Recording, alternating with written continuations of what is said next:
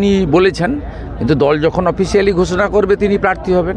তিনি তো active MLA, এলাকায় থাকেন, কাজ করেন। তিনি বলতেই পারেন আমার পারফরমেন্স আছে, অ্যাসেম্বলিতে পারফরমেন্স আছে, সাসপেন্ড হয়েছে। এটা তো ঘোষণা করা নয়।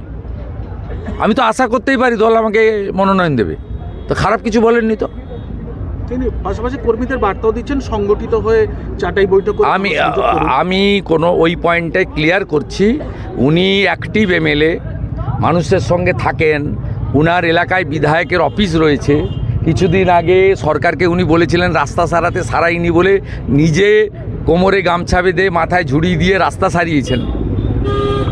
বিধানসভায় প্রত্যেকটা অধিবেশনে আমাদের সহযোগিতা করে, উপস্থিত থাকে।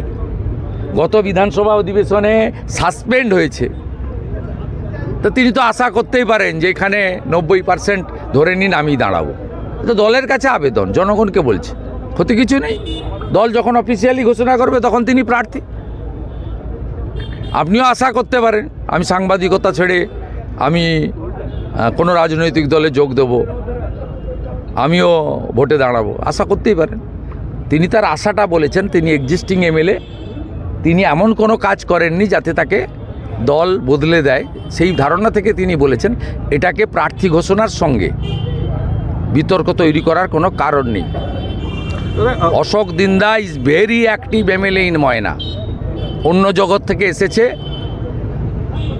কিন্তু তিনি মোদিজি এবং রাষ্ট্রবাদের পক্ষে সিনসিয়ারলি কাজ করছেন। কাজ করতে দেওয়া হয় না বিরোধী এমএলএ এমপিদের। অভিজিৎ গাঙ্গুলির এখানে সব এমপি ল্যাডের কাজ পড়ে আছে, ডিএম